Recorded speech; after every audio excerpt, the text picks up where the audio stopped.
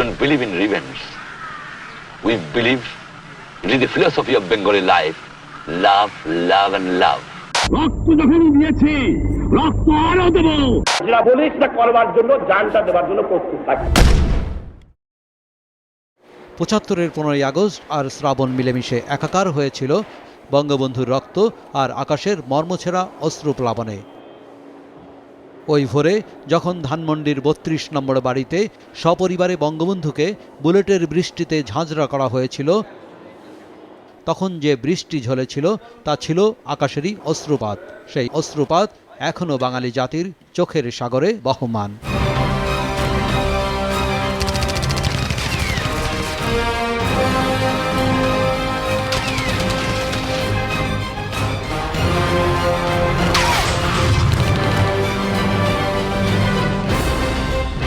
এই সেই বাড়ি, নানা কারণে এই বাড়ি ইতিহাস হয়ে আছে। মুক্তিযুদ্ধের সময় স্বাধীনতা সংগ্রামীদের এই বাড়িই ছিল সকল প্রেরণার উৎস, বলতে গেলে নিউক্লিয়াস। স্বাধীনতার পর বঙ্গবন্ধু শেখ মুজিবুর রহমান এই বাড়িতে বসেই তার সরকার চালিয়েছিলেন। আবার ইতিহাসের জঘন্যতম ঘটনাটি ঘটেছিল এই বাড়িতেই। ঘাতক চক্র বঙ্গবন্ধুকে হত্যা করে তার রক্তের ওপর পা দিয়ে ক্ষমতা দখল করেছিল। সেনাবাহিনীর দুটি ইউনিট, ফার্স্ট বেঙ্গল ল্যান্সার ও দ্বিতীয় ফিল্ড আর্টিলারি অংশ নিয়েছিল ১৫ই আগস্টের হত্যাকাণ্ড ঘটাতে। ১৫০ সৈন্যের ৩টি দল সাজানো হয় আক্রমণের জন্য। ৩টি দলের পৃথক দায়িত্ব ছিল বঙ্গবন্ধু শেখ মুজিবুর রহমান, আব্দুর রব সেরনিয়াবাদ ও শেখ ফজলুল হক মনির বাড়িতে আঘাত হানার, হত্যার নির্দেশনা বাস্তবায়নে। মেজর পাশা, মেজর হুদা, মেজর ডালিম ও ফারুকের আস্থাভাজন রিসালদার মোসলেউদ্দিন দল ৩টির নেতৃত্ব দেয়। ভোর ৪:৪০ দিকে যখন ভোরের আলোর অপেক্ষায় বাংলাদেশ, তখন ফারুক রশিদের চক্র চূড়ান্ত আঘাতের জন্য যাত্রা শুরু করে। ১২ ট্রাক সৈন্য, ২৮টি ট্যাঙ্ক ও ৩টি জিপ নিয়ে কালো উর্দি পরা সৈন্যরা বাংলার ইতিহাসের জঘন্যতম অভিযানে পা বাড়াল। রাত সম্ভবত তখন ৪টা বাজে। যেহেতু চারিদিকে বৈদ্যুতিক আলো জ্বলছিল, বোঝার কোনো উপায় ছিল না কয়টা বাজে। তার টেলিফোনের কাছে যে টেলিফোন মিস্ত্রিটা ছিল, সেই মিস্ত্রিকে টেলিফোনের কাছে শোয়াই রেখে আসতাম। ও এসে হঠাৎ করে ধাক্কা দিয়ে বললো, স্যার আপনাকে ডাকছে। তা কে ডাকছে, কোথায় ডাকছে তা কিছু না বলে ও চলে গেল। আমি ঠিক হঠাৎ ঘুম থেকে উঠছি, তো বুঝতে পারছিলাম না যে আমাকে কোথায় ডাকছে, কে ডাকছে। তো ও দৌড়ায় এসে আবার আমাকে বললো, স্যার প্রেসিডেন্ট সাহেব আপনাকে টেলিফোনে ডাকছেন। আমি এসে তো তাড়াতাড়ি টেলিফোন ধরলাম। টেলিফোন বঙ্গবন্ধু আমাকে বললেন যে সেরনিয়াবাদ সাহেবের বাসায় আক্রমণ করেছে, তুই জলদি পুলিশ কন্ট্রোল রুম, পুলিশকে লাগে। ৩২ নম্বর সড়কে রশিদের গোলন্দাজ বাহিনীর লোক এগিয়ে যায় দ্রুততার সঙ্গে। মেজর মহিউদ্দিন ও মেজর নূর চৌধুরীর নেতৃত্বে একই সঙ্গে এক কোম্পানি ল্যান্সার বাহিনীও অগ্রসর হয়। প্রথম বাধা আসে প্রেসিডেন্টের গার্ডের পক্ষ থেকে। গাড়ি থেকে নেমে মেজর মহিউদ্দিন তাদের সরে যেতে বললে একেবারে নির্বাক দর্শকের ভূমিকায় চলে যায় তারা। পুলিশের যতগুলো নাম্বার ছিল আমি সবগুলোই চেষ্টা করে ব্যর্থ হচ্ছিলাম, কেউ রিসিভ করছিল না আমার টেলিফোন। হঠাৎ বঙ্গবন্ধু নিচে নেমে এলেন, এসে আমার কক্ষে, যদিও উনি দেখলেন যে আমি টেলিফোন করার চেষ্টা করছি, তবুও একটু ধমকের সুরে উনি বললেন, কিরে তোকে টেলিফোন লাগাতে বললাম, লাগালি না? বললো, দে আমার কাছে দে। রিসিভারটা আমার হাত থেকে উনি নিয়ে নিলেন, নিয়ে টেলিফোনে বললেন, হ্যালো, আমি প্রেসিডেন্ট শেখ মুজিব বলছি। আমাদের রুমটা ছিল গেটের সোজাসুজি। উনি বলার সাথে সাথে বৃষ্টির মতো গুলি আসা শুরু হলো। তা উনি শুয়ে পড়েন, আর একটা জানালার গ্লাস এসে বিঁধে আমার হাতে কানুয়ে বেশ খানিকটা কেটে যায় এবং ব্লিডিং হচ্ছিল। বঙ্গবন্ধু মনে করলেন যে আমারও বোধহয় গুলি লেগেছে। ঢাকা সেনানিবাসে সেনাপ্রধান জেনারেল শফিউল্লাহ তখন ঘটনা জেনে গেছেন। তার উচ্ছৃঙ্খল সদস্যরা ব্যারাক থেকে বেরিয়েছে ভারী অস্ত্রশস্ত্র নিয়ে, অথচ তিনি আছেন পুরো অন্ধকারে। আমার ঘরের দরজায় এসে নক করেছে আমার ব্যাটম্যান, তার সাথে ছিল কর্নেল সালাউদ্দিন ডিএমআই। সে এসে আমাকে বলল যে স্যার, আপনি কি আর্মার এবং আর্টিলারিকে কি শহরের দিকে পাঠাইছেন? বলছি কেন? না তো, আমি তো এরকম কোনো নির্দেশ দিইনি। বলছে তারা তো ওইদিকে যাচ্ছে এবং তারা রেডিও স্টেশন, গণভবন, বঙ্গভবনের দিকে যাচ্ছে, গণভবন বঙ্গভবনের দিকে যাচ্ছে। বলছে কি সাফাত জমিল জানে? সাফাত জমিল মানে তখন ঢাকার ব্রিগেড কমান্ডার। সাফাত জানে? তিনি বলেছে স্যার আমি জানি না, তবে আমি এইটা শোনার পরে আপনার কাছে আসছি। তাকে বললাম যে ঠিক আছে, তুমি এক কাজ করো, তুমি তাড়াতাড়ি তুমি সাফাত জমিলের কাছে যাও, আমি টেলিফোন করেও বলতেছি, গিয়ে বলো যে তার কাছে তখন 3টা ব্যাটালিয়ন আছে ঢাকা ক্যান্টনমেন্টে, এই 3টা ব্যাটালিয়নকে পাঠাইতে, তারা এটা প্রতিহত করতে তাদেরকে। আমি তাকে কথা বলে আমি কামরার ভিতরে ঢুকছি। ঢুকে প্রথম রিংটা করেছি বঙ্গবন্ধুকে। বঙ্গবন্ধুকে 1বার 2বার 3বার 7বার টেলিফোন করে যখন পাই নাই, তারপরে আমি রিং করলাম এয়ার চিফ খন্দকার একে খন্দকার, নেভাল চিফ এমএস খান। তাদের কাছে যে কথাতে যতটুকু বোঝা গেল যে তারা আমার কাছে প্রথম শুনতে পায়। জিয়াকে যখন টেলিফোন করলাম তখন বললো কি, বললাম যে এরকম হইতেছে। তো সে আমাকে প্রশ্ন করলো ইজ ইট? আমি বলছি হ্যাঁ ইট ইজ। তো আমি তাকে বললাম যে তাড়াতাড়ি তুমি আমার বাসায় আসো। এরপরে আমি রিং করলাম খালেদ মোশাররফকে, সে ছিল সিজিএস। খালেদ মোশাররফকে বললাম, খালেদ মোশাররফকে কিছু জানে না, তুমি আসো। সেও কিছুক্ষণের মধ্যে জিয়া এবং খালেদ মোশাররফ দুজনই আমার বাসায় আসে। জিয়া ওয়াজ প্রপারলি ড্রেসড এবং driven by his official car, by his chauffeur driven car, whereas Khalid Musharraf came in sleeping suit driving his personal car. ডিফারেন্সটা এই দুজনের মধ্যে এই। কামাল ভাই নিচে নেমে এলেন, নেমে এসে ওই একই কথা যে পুলিশ সেন্টারে, আর্মি সেন্টারে এত গুলি চলছে, আপনারা কি করছেন? ঠিক বলার সাথে সাথে 5-6 জন ঘাতক ওনার সামনে এসে হ্যান্ডস আপ। আমি আর ডিএসপি সাহেব তখন ওনার পিছু দাঁড়িয়ে। তার ডিএসপি সাহেব ছিল বয়োবৃদ্ধ, উনি বুঝতে পারছেন যে কিছু একটা হতে যাচ্ছে। উনি আমার লুঙ্গি ধরে টেনে ভিতরে নিয়ে গেলেন। হঠাৎ কামাল ভাইয়ের পা লক্ষ্য করে গুলি। এটা কোন জায়গাটায়? গাড়ি বারান্দায় গুলি। কামাল ভাই এক লাফ দিয়ে এসে আমাদের পক্ষে আসেন এবং এসে পড়েন আমার পায়ের পরে। তো ওনার ওই ধাক্কায় আমিও পড়ে যাই, কামাল ভাইও আমার এই পায়ের পরে বসেন। তখন ওই ঘাতকরা বলছে এই শোয়ারে হাত হ্যান্ডস আপ। তা কামাল ভাই বললেন যে ভাই আমি তো প্রেসিডেন্ট শেখ মুজিবের ছেলে শেখ কামাল। আমাকেও উনি বললেন ভাই আপনি বলেন না। আমার একটা ধারণা ছিল যে আমি তো বিভিন্ন জায়গায় টেলিফোন করেছি, হয়তো ওরা আমাদেরকে দুষ্কৃতিকারী ভেবে আমাদেরকে সেভ করার জন্য এসছে। তখন আমি বললাম হ্যাঁ ভাই উনি শেখ মুজিবের ছেলে শেখ কামাল। ভাই সরে বাচ্চা তুই সোজা বলে বৃহস্পতি। তো যেহেতু কামাল ভাই আমার সামনে বসেছিলেন, প্রথমে ওনার বুক ফুঁড়ে আমার পায়ের পরে উনি মুখ থবড়ে পড়ে গেলেন। আর ওনার বুক ফুঁড়ে যে গুলিটা বেরোলো, একটা ডিএসপি সাহেবের পায়ে, একটা আমার যে এখানে ফুটলো। কামাল ভাই তো স্তব্ধ হয়ে গেলেন আমার পায়ের পরে। কিছু ঘাতক আমাদেরকে পাহারায় রেখে উপরে উঠে গেল। বঙ্গবন্ধুর একটা কণ্ঠ আমরা শুনতে পাই, তোরা আমাকে কোথায় নিয়ে যেতে চাইস? তারপরে বৃহস্পতি। এরপরে আর বঙ্গবন্ধুর কণ্ঠ আমরা শুনতে পাই নাই। এরপরে নাসের কাকাকে নামিয়ে নিয়ে এসে দেখলাম নাসের কাকার হাত আঙুল সব উড়ে গেছে। বেগম মুজিব তার শাড়ি ছিঁড়ে হাতটাকে ব্যান্ডেজ করে দিছে। নাসির কাকা এসে একটা কথা বললেন, স্যার আমি তো রাজনীতি করি না, ব্যবসা বাণিজ্য করে কোনো রকম খাই। আমি ব্যবসার কাজে ঢাকায় এসেছিলাম, তাই ভাইয়ের বাসায় উঠছি। তা একজন ঘাতক এসে বলল, শেখ মুজিব বেটার দেন শেখ নাসের।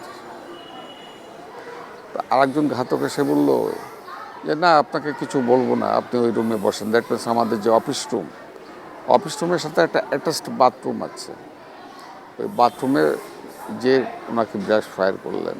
এরপরে রাসেলকে নামিয়ে নিয়ে এসছে গান পয়েন্টে। তো ও যখন দেখলো যে আমি দাঁড়িয়ে, ও যে গান পয়েন্টে ছিল সেটা ভুলে এসে আমাকে জড়িয়ে ধরছে। জড়িয়ে ধরে খুব মিনতির সুরে, ভাইয়া আমাকে মারবে না তো? আমার ধারণা ছিল যে ঘাতকরা যত কঠিন হোক না কেন, এই মাসুম বাচ্চাটাকে তারা হত্যা করবে না। একজন ঘাতক এসে বলল, চলো ওখানে দাঁড়াও। দ্যাট মিনস গেটে যে পুলিশ বক্স, এই পুলিশ বক্সে নিয়ে দাঁড় করালো। ওখান থেকেও চিৎকার করছিল যে আমি মায়ের কাছে যাব। উপর থেকে ঘাতক এসে বললো যে ওর মায়ের কাছে দিয়ে। তখন বুঝতে পারিনি, এখন বুঝি যে বেগম মুজিবকে হত্যা করে বলল যে তার মায়ের কাছে দিয়ে আসো।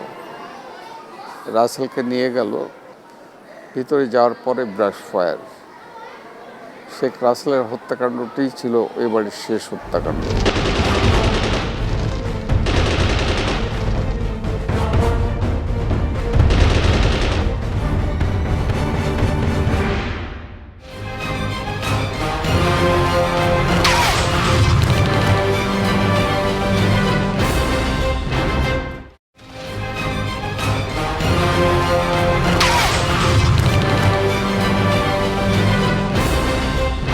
সংসদ ভবনের পেছনে চন্দ্রিমা উদ্যানের দক্ষিণ পূর্ব এই কোণ সেদিন এমন সবুজে আবৃত ছিল না। এখানে স্থাপন করা হয়েছিল রক্ষী বাহিনীর সদর দপ্তর। স্বাধীনতা উত্তর মুক্তিযোদ্ধাদের পুনর্বাসন এবং দেশের উন্নয়নে এই বাহিনী গঠন করা হয়েছিল, যার সুন্দর বাংলা নামও দেয়া হয়েছিল। এখান থেকে বঙ্গবন্ধুর ৩২ নম্বর বাড়ি খুব একটা বেশি দূরে নয়, কিন্তু তারপরও সেদিন এই রক্ষী বাহিনী ব্যর্থ হয়েছিল বঙ্গবন্ধুর জীবন রক্ষা করতে। 15ই আগস্ট ছিল ঢাকা বিশ্ববিদ্যালয়ের সমাবর্তন অনুষ্ঠান। বঙ্গবন্ধুরও সেখানে যাওয়ার কথা ছিল, তাকে দেয়া হতো সম্মাননা। এই বিশ্ববিদ্যালয়েরই তৃতীয় শ্রেণীর কর্মচারীদের দাবি আদায়ের আন্দোলনে যাওয়ায় বহিষ্কৃত হয়েছিলেন বঙ্গবন্ধু। সেই বহিষ্কারাদেশ প্রত্যাহার করা হতো ওই অনুষ্ঠানে।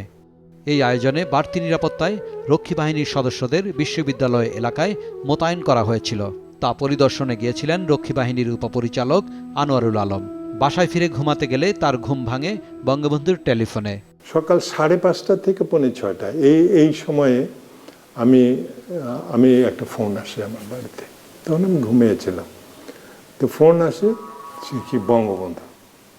তো বঙ্গবন্ধু আমাকে বললেন যে শহীদ, দেখ তো কালো পোশাক পরা কিছু লোক শেখ মুনির বাড়ি ঘেরাও করছে, মনে হয় তার বাড়িতে অ্যাটাক করবে, একটু দেখ কি করা যায়। এটু বলে অন্য রাখলেন। আমি বললে স্যার আমি দেখছি বলে আমি রাখলাম। তারপরে আমি আমাদের ডিউটি রুমে আমি ফোন করলাম যে যারা টহল দিচ্ছে তাদের সাথে একটু যোগাযোগ করতে পারো কিনা, যাতে তারা একটা ইউনিট শেখ মুনির বাসায় যায় এবং তার প্রোটেকশনে থাকে। ঠিক এই সময়ই 2টা আর্টিলারি শেল আমার বাড়ির পাশে সেন্ট জোসেফ স্কুলের ওয়ালের মধ্যে পড়ে ওয়ালটা ভেঙে গেল। হ্যাঁ, এবং ওখানে যে রাস্তায় ঘুমায় যে লোকগুলো, তাদের মধ্যে অনেকেই মারা গেল। এবং ওইটার আওয়াজে আমার বাসার কাচের জানালা ছিল, জানালা ফাটল ধরলো। তা আমি বললাম যে এটা আর্টিলারি, বিরাট প্রচণ্ড আওয়াজে এই ঘটনা। তখন আমি ভাবলাম যে it is something very serious. আমি তাড়াতাড়ি আর দেরি না করে আমি আমার ওয়াইফকে বললাম যে তুমি আস্তে আস্তে বাসা থেকে চলে যাও কোথাও। আমি গাড়ি পাইনি, আমি বাসা থেকে দৌড়ে আমার অফিসে আসছি শেরেবাংলা নম্বরে। বা আমি সাথে সাথে ওই লাল টেলিফোনে আমি শফিউলের ফোন করলাম। তো জেনারেল শফিউল্লাহ আমাকে বললেন যে বঙ্গবন্ধুর সাথে আমার কথা হয়েছে, বঙ্গবন্ধু ট্রুপস পাঠাইতে বলছে, কিন্তু আমি আমার যে ব্রিগেড কমান্ডার ঢাকা তারে পাচ্ছি না, হ্যাঁ তার বাসায় বা কোথাও পাচ্ছি না। দীপক কুমার হালদার নামে আমাদের একটা লিডার ছিল, সে সেনিয়াবাদ সাহেবের বাসার ওখান থেকে কাছের থেকে আমাদের ফোন করে জানান যে এখানে অনেকে হত্যা করা হয়েছে ইত্যাদি। আমি বুঝলাম যে something very serious has happened. তখন ধানমন্ডি লেকের স্বচ্ছ জলে রাত শেষের নক্ষত্রগুলো শিহরিত হয়ে ওঠে। ৩২ নম্বর সড়কের সবুজ আকাশ ফ্যাকাশে হয়ে যায়। যে বাড়িটি এতদিন আলোর দিশারি হয়েছিল, সে বাড়ির ছাদের ওপর নুয়ে পড়া গাছগুলো দুলতে থাকে। পাশের নিষ্প্রভ বাতিগুলো অন্ধকারেই যেন ডুবে থাকতে চাইছে। বাংলাদেশ তখন দেশেহারা, বিধ্বস্ত, লক্ষ্যহীন। ঘাতক চক্র ৩২ নম্বর বাড়িতে অভিযান চালানোর আগেই আক্রমণে গিয়েছিল বঙ্গবন্ধুর স্নেহভাজন শেখ ফজলুল হক মনির ধানমন্ডির বাড়িতে। সেখানেও কোনো প্রতিরোধ ছিল না। মনির ভাই আবার খুব সকালে উঠতেন। সকালে উঠে তার একটা অভ্যেস ছিল, খুব ভোরে উঠতে, যত রাত্রি ফিরুক না কেন সকালে উঠে ওই সব পত্রিকাগুলো আনতো, নিচের থেকে পত্রিকা আসতো, ওই পত্রিকা এনে উনি পড়তেন। তো ওই দিনও উনি ঠিক 5টার দিকে নিচে নামছে। 2টার থেকে নেমার পরই সামনে আপনার দরজাটা খুলে উনি পত্রিকা আনতে গেছেন। তো দরজা খুলে উনি দেখে যে ওই বাসার সামনে ওই যে রাস্তা, ওখান দিকে ট্র্যাকের থেকে কিছু লোক, সেনাবাহিনী কিছু লোক লাফিয়ে নামতেছে। তখন মনির ভাই পত্রিকা না নিয়ে উপরে উঠে আসছে। ইন দি মিন টাইম একটা ফোন আইছে মনির কাছে, সেটা ওর শানিবার সাহেবের বাসার থেকে আইছে, যে ওই বাসার থেকে বলছে যে কে ফোন শুনছে যে আমাদের বাসা আর্মি আক্রমণ করছে। তা মনির ভাই বলছে তুমি রাখো, আমি দেখতেছি। তা বলে এর ভিতর ওই যে কিরার গ্রুপ, ওরা ওই সিঁড়ি বেয়ে উপরে উঠে ওইখান থেকে চিৎকার করছে, মনির সাহেব আছে। তা মনির ভাই রুমের থেকে ধরেন দরজাটা ওইখান থেকে বেরোয় এইভাবে আইসে ওই দরজা দাঁড়িয়ে বলছে যে আমি মনির সাহেব, কি ব্যাপার? কয় ইউ আর আন্ডার অ্যারেস্ট। তা মনির ভাই বললেন আমি অ্যারেস্ট? আমি কি অন্যায় করছি যে আমি অ্যারেস্ট? তা বলছে না, ইউ আর আন্ডার অ্যারেস্ট। বলেই ওই একজনে মনির ভাইয়ের মাথার চুল এইভাবে ধরে মাথাটা নোয়ায় ফেলছে। তাই আমার ওয়াইফ তো ওইখানে দাঁড়ানো, ওইটা দেখে সে যাইয়া আমাকে যে ধাক্কা দিয়ে বললো যে এই দেখো না মনির ভাইয়ের কারা জানি মারতেছে, এত বড় সাহস। আমি উঠে ওই ঘুমের ঘরে আইসে দেখি যে মনির ভাইয়ের চুল মধ্যে আমি এখানে একটা আঘাত করি, যে ধরেছিল খুব সম্ভব মুসলিম। পরবর্তী পর্যায়ে ওই ছবিতে দেখে আমি কারণ ওরা সব ড্র্যাঙ্ক অবস্থা ছিল, উপরে প্রায় 5-7 জন উঠছিল আর বাকিরা তো নিচেই ছিল। তা সবার কিন্তু এইভাবে তাক করা। ছেড়ে দেওয়ার পরই আবার বলছে ইউ আর আন্ডার অ্যারেস্ট, আমাদের সাথে চলেন। মনির ভাই বলছে আচ্ছা আমি আসছি। কালো উর্দি পরা ঘাতক দল তার বুক বিদীর্ণ করে দেয় এলোপাথারি গুলিতে।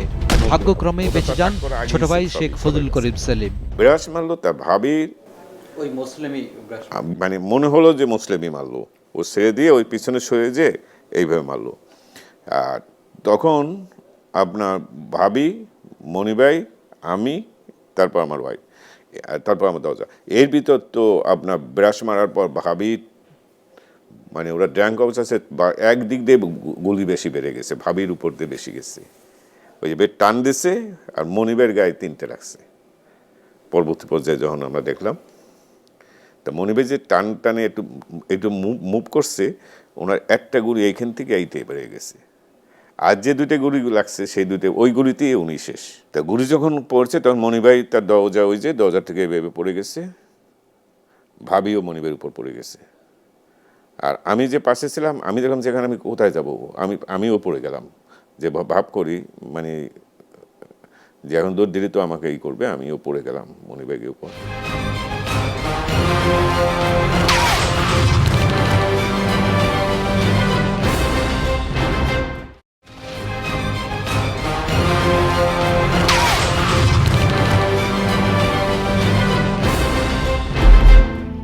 ওই সময় বঙ্গবন্ধুর বিশেষ সহকারী ছিলেন একসময় ডাকসাইটের নেতা 69-এর গণ অভ্যুত্থানের নায়ক তোফায়েল আহমদ।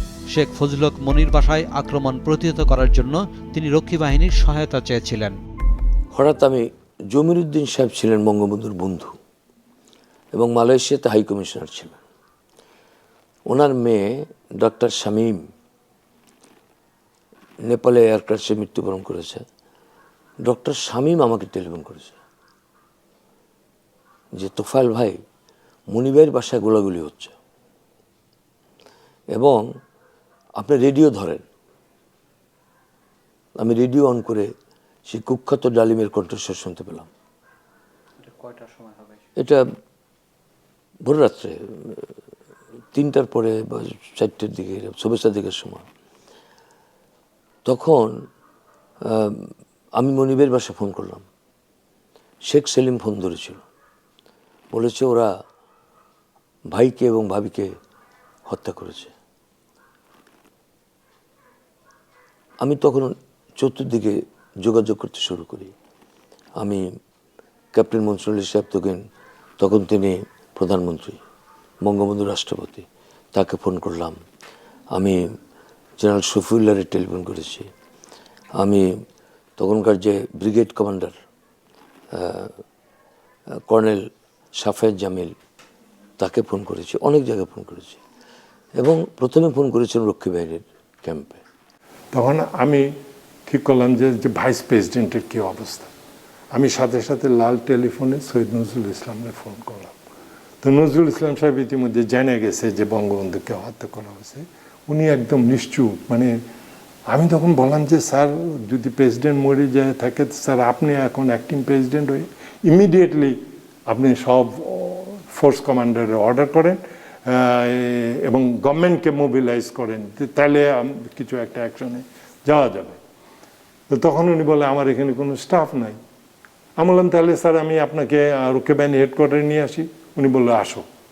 তখন আমি সাথে সাথে আবার মনসুর আলী সাহেবকে ফোন করলাম, প্রধানমন্ত্রী, দেশে প্রধানমন্ত্রী। আমি মনসুর আলী সাহেবকে ফোন করলে দেখা গেলাম যে ওনার মধ্যে একটা উত্তেজনা এবং উনি একটা অ্যাকশনে যাবেন এরকম একটা ভাব। উনি বললেন তুমি তাড়াতাড়ি আসো, আমি তোমার সাথে রক্ষী বাহিনী হেডকোয়ার্টারে যাবো, ওখান থেকে শুরু হবে। আমি একটা গাড়ি নিয়ে, একটা জিপ নিয়ে, আমার তো অনেক এমনি নর্মাল একটা শার্ট স্যান্ডেল পরা, আমি ওইটা নিয়ে বেরিয়ে যাচ্ছি। তখন দেখি আমার অফিস ঘেরাও করে আছে কয়েকটা ট্যাঙ্ক। সেই ট্যাঙ্কের ভিতরে তখন আর মরি বাঁচি, তখন তো আর জানের কথা মনে আসে নাই। ভিতর দিয়ে আমি একটা দ্রুত বেগে চলে যাই ভাইস প্রেসিডেন্টের বাসা। সেখানে আমি যাই, গেটে গেছি। তখন গেটের লোকজন বলে যে সৈয়দ নজরুল ইসলাম সাহেব তার এক আত্মীয়ের সাথে বাসা থেকে বেরিয়ে গেছে। তখন আমি কি করবো, আরে ওনার সাথে কথা, আমি আসবো, ওনার নিয়ে যাবো, আর উনি বেরিয়ে গেলেন। একটু হতোদ্যম হলাম। তোফায়েল আহমেদের সাথে আপনার কথা হয়েছিল আর একটু পরে। আর তোফায়েল আহমেদের সাথে একবার কথা হয়েছিল বঙ্গবন্ধু ফোন করার একটু পরেই। এর মধ্যে আর কোনো কথা হয় না, কারণ আমি তো আর অফিসে নাই বা বাসায় নাই। ওনাকে আপনাদের ইসে নিয়ে আসা, অফিসে নিয়ে আসা, সেটা আরো পরে। তখন আমরা ওনাকে নিয়ে আসলাম এবং ওনার সাথে বসে একটা করার, এবং উনিও সবার সাথে টেলিফোনে, উনি জেনারেল শফিউল্লাহর সাথে কথা বললেন, উনি পুলিশের রাজির সাথে কথা বললেন, উনি আনোয়ার হোসেন মঞ্জুর সাথে কথা বললেন, আরও অনেকের সাথে কথা বলে উনিও একটা মোবিলাইজ করতেন এবং উনি আমাদের সাথে রক্ষী বাহিনীর হেডকোয়ার্টারে বসে এটি কথা, হেডকোয়ার্টারের মেসে, রক্ষী বাহিনীর ক্যাম্পে বসে সবাই লোকে যোগাযোগ করার চেষ্টা করেছি, কিন্তু আমি গ্রেপ্তার হয়ে গেলাম। ইতিহাসের এই জঘন্যতম হত্যাকাণ্ড প্রতিহত করতে ব্যর্থ হয়েছিল সেনাবাহিনীর বিশাল অংশ, রক্ষী বাহিনী অথবা পুলিশ বাহিনী। কেন? তার জবাব বড়ই দুর্বল। আমি সেনাপ্রধান ঠিকই, কিন্তু সেনাপ্রধান একজন ব্যক্তি, তার অঙ্গ প্রত্যঙ্গ হলো তার আশেপাশের ইউনিট অফিসারগুলো। তারা যদি অ্যাক্টিভ না থাকে করে, সেনাপ্রধান is not, he can't do anything. যেমন নাকি আমার ইমিডিয়েট সাবঅর্ডিনেট কমান্ডার ছিল ঢাকা ব্রিগেড কমান্ডার, তাকে নির্দেশ দেওয়া সত্ত্বেও সে অ্যাক্টিভ হয় নাই। আপনি সাফায়েত জামিলকে কি বলেছেন? আমি বলেছি যে তুমি কি জানো যে আর্মার এবং আর্টিলারি কোথায় যাচ্ছে? না স্যার। আমি বলছি এই আমাকে ডিএমআই বেশে বলল যে তারা রেডিও স্টেশন দখল করেছে, এটা ওটা যাচ্ছে। তুমি তাড়াতাড়ি, তোমার কাছে এখন আছে 1st, 2nd এবং 4th ইস্ট বেঙ্গল রেজিমেন্ট, এই 3টা ব্যাটালিয়নকে তুমি নির্দেশ দাও, তাদের শুধু প্রতিহত না, তাদেরকে করে নিয়ে আসতে। কিন্তু সে আমার কোনো নির্দেশ মানে নেই। 150 জনের কাছে শফিউল্লাহ, খালিদ মোসাহেব, জিয়াউর রহমান সারেন্ডার করে বসে হলো। Can you imagine? একবার চিন্তা করেন, এটা সম্ভব নাকি? টোটাল আর্মি তো সেখানে, দানিম তো চাকরিতে ছিল না, সে যেই আপনাকে অস্ত্র ধরে আর আপনি সে আর্মি সমস্ত ক্ষমতা টেক ওভার করলো, আর আপনি সেখানে, তাতে আপনার সারেন্ডার করা উচিত ছিল, তাতে আপনার নিজে আত্মহত্যা করা উচিত ছিল। আর আপনি কেন জিয়াউর রহমানের, বঙ্গবন্ধু মোস্তাকের যাই আপনি দূতাবাসের চাকরি নিলেন? তো রক্ষী বাহিনী যদি একা অ্যাকশনে যায় তাহলে তো বলবে যে এটা ইন্ডিয়ান আর্মি করছে, ফলে এন্টায়ার আর্মি আরও মোবিলাইজ হয়ে যাবে। অনেক কথা প্রচলিত আছে, অনেক কথা বলা হয়, আসলে তো আমরা ব্যর্থ হয়েছি, তাতে কোনো সন্দেহ নেই। আর আমি যখন রক্ষী বাহিনী গেলাম, দেখলাম এটা ভয় ভীতি আতঙ্ক। কারণ রক্ষী বাহিনীর হেডকোয়ার্টারের চারপাশে ট্যাঙ্ক, 14টা ট্যাঙ্ক স্থাপন করা হয়েছে চারপাশে। প্রত্যেকটা বাহিনী বঙ্গবন্ধুর প্রতি অনুগত্য ছিল। যখন বঙ্গবন্ধুকে হত্যা করা হলো, তখন বলতে আমার দ্বিধা লাগে, সে আনুগত্যটা আর ছিল না। দেশের মানুষ মনে করে যে আমরা ব্যর্থ হয়েছি, অবশ্যই হয়েছে। সেনাবাহিনী ব্যর্থ হয়েছে, বিমান বাহিনী ব্যর্থ হয়েছে, নৌবাহিনী ব্যর্থ হয়েছে, আমরা ব্যর্থ হয়েছি, পুলিশ বাহিনী ব্যর্থ হয়েছে, আওয়ামী লীগ ব্যর্থ হয়েছে, বাকশাল ব্যর্থ, সমগ্র জাতি ব্যর্থ হয়েছে। শাহবাগের বেতার ভবন তখন ছিল রেডিও সম্প্রচারের একমাত্র মাধ্যম। রক্তাক্ত এক অধ্যায় রচনা করে খুনিরা অস্ত্রের মুখে দখল করে নেয় সেই মাধ্যম। মেজর ডালিম দুঃসাহস দেখায় বঙ্গবন্ধুকে হত্যার ঘোষণা দিয়ে। মেজর ডালিম বলছি, অদ্য সকাল হতে খন্দকার মুশতাক আহমদের বলিষ্ঠ নেতৃত্বে সামরিক বাহিনী ক্ষমতা দখল করিয়াছে। শেখ মুজিব ও তার খুনি দুর্নীতিবাজ সরকারকে উৎখাত করা হইয়াছে। এখন হতে সারা দেশে সামরিক আইন জারি করা হলো। আপনারা সবাই আমাদের সাথে সহযোগিতা করুন। আপনারা নিশ্চিন্ত থাকুন, কোনো অসুবিধা আপনাদের হইবে না। বাংলাদেশ জিন্দাবাদ। এরপর সেনাপ্রধানকে সেখানে নিয়ে স্বীকৃতি আদায় করা হয় অবৈধ নতুন সরকারের। মেজর জেনারেল KM শফিউল্লাহ, দেশের নূতন সরকারের প্রতি আমরা আমাদের অবিচল আস্থা ও আনুগত্য জ্ঞাপন করছি। মোশাররফ হোসেন খান, দেশের নূতন সরকারের প্রতি আমরা আমাদের অবিচল আস্থা ও অনুগত্য জ্ঞাপন করছি। বিমান বাহিনী প্রধান air vice marshal AK Khandaker, দেশের নতুন সরকারের প্রতি আমরা আমাদের অবিচল আস্থা ও আনুগত্য জ্ঞাপন করছি। আমাদেরকে রীতিমতো গান পয়েন্টে নিয়ে গেছে রেডিও স্টেশনে। রেডিও স্টেশন নিয়ে যখন ভিতরে ঢুকছি, একটা কামরার মধ্যে খন্দকার মোশতাক বসা, তার সামনে একটা মস্ত বড় গোল টেবিল, ওই টেবিলের উপরে একটা মাইক্রোফোন, আর পাশে দাঁড়ানো তাহিরউদ্দিন ঠাকুর। খন্দকার মোশতাক আমাকে দেখেই বলে যে, congratulation Shafiullah, your troops have done a wonderful job, now do the next. What next? বলে যে, you should know that better. আমি বলছি, if that is the case, leave it to me. কথা বলে আমি 2 পা পিছনে গিয়ে আমি বাড়িতে যেতেছি। দরজার মধ্যে ডালিমরা দাঁড়ানো, দরজা বন্ধ করা। এর মধ্যে তাহিরউদ্দিন ঠাকুর বলে উঠলো যে, ওনাদের যেতে দেন না, এখন ওনাদের নিয়ে কিছু আরও কাজ আছে বাকি। তারপরে আমাদেরকে নিয়ে গেল অন্য একটা কামরাতে। ওইখানে তাহিরউদ্দিন ঠাকুর লিখলো এই সরকারের সমর্থনের দিয়ে আমাদের বক্তব্য। আমাদের পড়তে হইলে আমরা পড়লাম।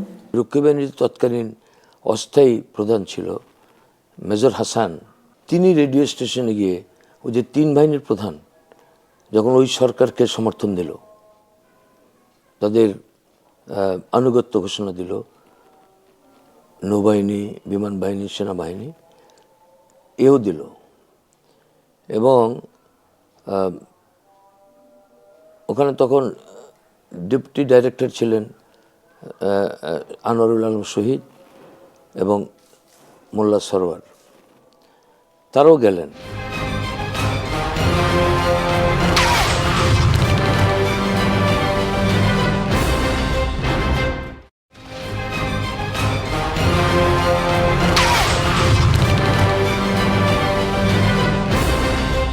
দিনের আলোতেও বঙ্গভবন তখন ম্লান হয়ে গেছে।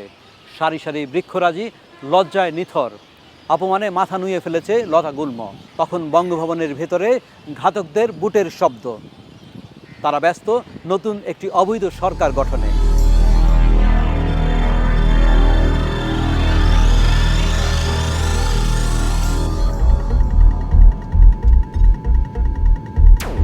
সেই সময় বঙ্গভবনে চাকরিতে থাকা অনেকেই বিকৃতিচার, মিথ্যাচার বেসাতি মেনে নিতে পারছিলেন না। যারা বঙ্গবন্ধু হত্যা করেছে তারা কিন্তু পুরোপুরি তাদের মাইন্ডসেট একদম পাকিস্তানি, তারা একদম পাকিস্তানি মাইন্ডেড। যেমন আমি বলি, ক্যাপ্টেন মহিউদ্দিন আমাকে প্রেসিডেন্টের ফটোগ্রাফার নাম হলো আমির খসরু। সে আমাকে বলল যে স্যার উপরে দেখেন কি কি মাতলামি করতেছে, আপনি দেখেন। তো আমি গেলাম। কত তারিখের কথা? এটা 15 আগস্টের রাত্রের কথা, রাত 9টা, 9:30 দিকে উপরে গেলাম। তখন উপরে গেলাম, যেই দেখি ওরা মদ খেয়ে মাতলামি করতেছে। শেখ মুজিব খতম হয়ে গিয়া, বাঙালি সব খতম হয়ে গিয়া, হাম পাকিস্তান মিল গিয়া, ইসলামী প্রজাতন্ত্র হয়ে গিয়া বলে তারা সব ওখানে আপনার ফরেন মিনিস্ট্রির লোকেরা এত বেয়াদব, তারা সব শেরাটন থেকে তাদের জন্য গাড়ি ভর্তি মদ আনলো। ফরেন মিনিস্ট্রি সব তারা এসে মদ সাপ্লাই করলো। আরও গভীর রাত্রে আমার এই বইতে আছে, আরও গভীর রাত্রে 2টো মাইক্রোবাস করে মেয়েরা আসলো। বঙ্গবন্ধুকে হত্যার পর কখনো প্রলোভন, কখনো ভয়ভীতি দেখিয়ে, কখনো বা নির্যাতন চালিয়ে খন্দকার মোশতাক সরকারের সমর্থন নেয়ার চেষ্টা করা হয়েছিল আওয়ামী লীগ নেতাদের। পরের দিন 17 তারিখে আমাকে রেডিও স্টেশনে নিয়ে যায়, হাত বেঁধে চোখ বেঁধে, ক্যাপ্টেন মাজেদ এবং যে ফাঁসি হয়েছে শাহরিয়ার। রেডিও স্টেশন কোন উদ্দেশ্যে নিয়ে যাওয়া? নিয়ে গেছিল আমার থেকে কথা বাইর করার জন্য, আমার দেখছে কথা বলাবার জন্য, কিন্তু আমি মাথা নত করিনি। এর পরপরই একে একে গ্রেফতার করা হয় আওয়ামী লীগের প্রথম সারির নেতাদের। জোর করে তাদের কাছ থেকে বিবৃতি আদায়ের চেষ্টা চলে। 23 তারিখে সেই শ্রদ্ধেয় জিল্লুর রহমান সাহেবকে এবং আমাকে দুজনকে একসাথে, চৌধুরী তিনিও নেই, মৃত্যুবরণ করেছেন, ডিআইজি ছিলেন স্পেশাল ব্রাঞ্চের, তিনি আমাকে আমার বাসার থেকে তুলে, পরবর্তীতে জিল্লুর রহমান সাহেবকে তার বাসার থেকে তুলে বঙ্গভবনে খন্দকার মুশতাকের কাছে নিয়ে গিয়েছিল। আমাদের যাওয়ার পর আমাদের সার্চ করলো রশিদ, ফারুক, ডালিম এরা। তারপরে মুশতাক অনেক কথা বলল এবং তাকে সহযোগিতার কথা বলল। আমরা দুজনই সেটা প্রত্যাখ্যান করি। এই হত্যাকাণ্ড শুধু দেশীয় নয়, আন্তর্জাতিক ষড়যন্ত্রের অংশ বলে মনে করেন আওয়ামী লীগ নেতারা। আমার বলতে কোনো দ্বিধা নেই, এটার সাথে পাকিস্তান জড়িত, আন্তর্জাতিক বড় পাওয়ার জড়িত এবং দেশের এই মুশতাক, মীর জাফর, এই বিপদগামী এরা জড়িত। এটা তো আজকের ইতিহাসে পরিষ্কার হয়ে গেছে। এখন তো নথিপত্র মার্কিন যুক্তরাষ্ট্রের নথিও বেরোয়েছে, সব এটা তো পরিষ্কার হয়ে গেছে কারা এই হত্যাকাণ্ডের সাথে জড়িত। যারা প্রত্যক্ষভাবে হত্যাকাণ্ডে জড়িত বা প্রকাশিত হয়েছে, আমি এটা পার্লামেন্টেও বলছি, আজকেও বলি আপনার দেশবাসীর কাছে, সরকারের কাছে, যে নেপথ্যে কারা ছিল, এত বড় একটা ঘটনা ঘটে গেল, এর জন্য একটা তদন্ত কমিশন করা উচিত। এবং বঙ্গবন্ধুর হত্যা এটা ছোট করে দেখার কোনো ব্যাপার নয়।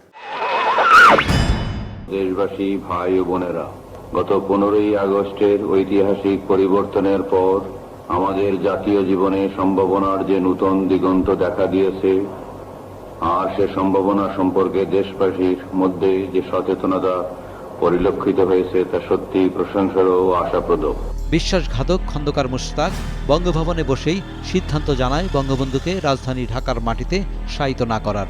পরিকল্পনা হয় পাঠিয়ে দেওয়া হবে গোপালগঞ্জের টুঙ্গিপাড়ায়, আর বাকিদের দাফন করা হবে ঢাকার বনানীতে। আফটার দি ওথ টেকিং আমরা বসে আছি, আমি তখন খন্দকারকে জিজ্ঞেস করলাম, খন্দকার মোশতাককে, স্যার বঙ্গবন্ধুকে কোথায় বাড়ি করব? এটা কি পার্লামেন্ট ভবনে নাকি যে 3 জাতীয় নেতার যে কবরস্থান আছে ওইখানে? এয়ার ভাইস মার্শাল খন্দকার ওইখানে ছিলেন। সে বলে উঠল, কত লোকই তো রাস্তাঘাটে মরে পড়ে থাকে, আমার কি সবার কথা চিন্তা করতে হবে? Bury him anywhere but not in Dhaka. একই পরিবারের সদস্যদের ভিন্ন ভিন্ন জায়গায় দাফনের ষড়যন্ত্র কতটা নিচুতার পরিচয় বাঙালি জাতিকে তাও দেখতে হয়েছে। মধুমতি নদীর নীলাভ জল শীতল করেছে গোপালগঞ্জের টুঙ্গিপাড়াকে। তরুলতা ঘেরা সবুজ শ্যামলময় একটি গ্রাম, সরু লতার মতো এঁকে বেঁকে গেছে তার পথগুলো। এখানকার বিশুদ্ধ মাটির গন্ধে বেড়ে উঠেছিলেন শেখ মুজিবুর রহমান। নাম ছড়িয়েছে দেশ থেকে দেশান্তরে। সেই মহানায়কের রক্তাক্ত জমাট বাঁধা দেহ যখন হেলিকপ্টার যোগে এখানে নিয়ে আসা হয়, তখন টুঙ্গিপাড়াবাসী নিস্তব্ধ নিথর তাদের প্রিয় খোকার এই করুণ পরিণতিতে।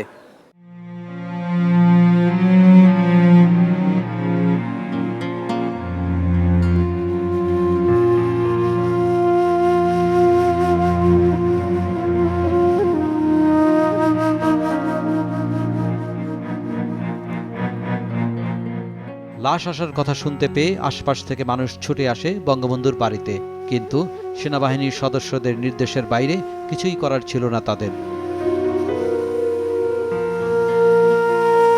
বড় একটা সাদা কাপড় দিয়ে ঢাকা, তো ওই সাদা কাপড়ে আমি ঢাকে আসতে এরকম ফেলাই দিলাম।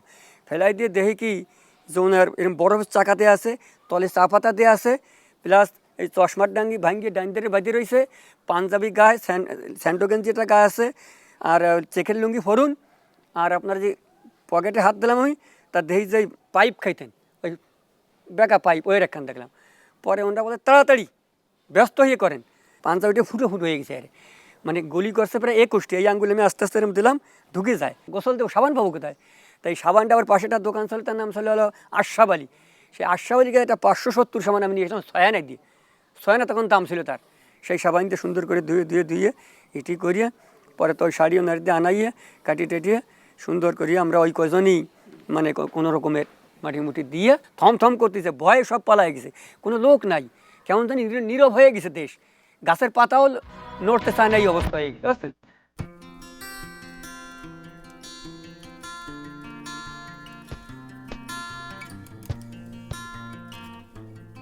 বিরাট হৃদয়ের অধিকারী, ইতিহাসের মহানায়ক, হাজার বছরের শ্রেষ্ঠ বাঙালি বঙ্গবন্ধু শেখ মুজিবুর রহমানকে এভাবেই বিচ্ছিন্ন করার চেষ্টা করা হয় গণমানুষের প্রচণ্ড ভালোবাসা থেকে।